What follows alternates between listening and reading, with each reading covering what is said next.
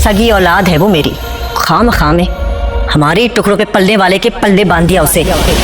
अगर मेरी बेटी नाखुश है तो मैं खुद उसे खुला दिलवाऊंगी।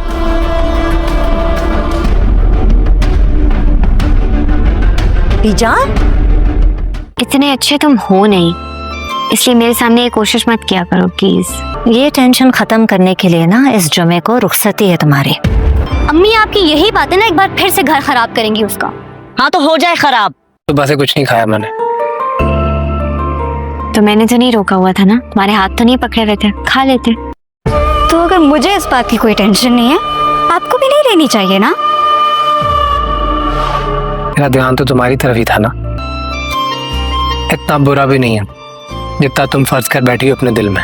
शम्सा की बातों को दिल पर लेने के बाद बी जान को दिल का दौरा पड़ने वाला है और ऑन जब वापस आते हैं तो आयला उस पर बहुत ही ज्यादा गुस्सा करेगी और उसे यही बात करेगी, तुम सुबह से गए हो और शाम होने को आई है, तुम अब वापस आए हो, मैं अकेली तुम्हारा यहाँ पर इंतजार करती रही हूँ। तो ऑन यही बात बताएगा, मैं तुम्हारे लिए फ्लैट ढूंढ रहा था जो तुम्हारे स्टैंडर्ड का हो और मैंने सारा दिन यही काम किया है और मैंने कुछ खाया भी नहीं है, मैं अभी तक भूखा हूँ। तो आयला ऑन का शुक्र अदा करने की बजाय उस पर तंज करेगी और उसे यही बात करेगी, तुम कुछ खा लेते, मैंने तुम्हारा हाथ तो नहीं रोका था और तुम अब मुझे बातें सुना रहे हो। तो यही बात कहता है, मेरी तवज्जो तुम्हारी तरफ थी, मेरा ध्यान तुम पर था, इस वजह से मुझे याद ही नहीं रहा मैंने कुछ खाना भी है। और आयला यही बात कहती है, तुम इतने अच्छे हो नहीं जितना तुम बनने का नाटक कर रहे हो। ऑन यही बात कहता है, मैं इतना बुरा भी नहीं हूँ जितना तुमने मुझे समझा हुआ है। और वहीं दूसरी तरफ बी जान को दिल का दौरा पड़ जाता है और सब लोग उसे लेकर हॉस्पिटल भी पहुंच जाते हैं और बी जान ने शम्सा की बातों को दिल पर ले लिया होता है, जिसकी वजह से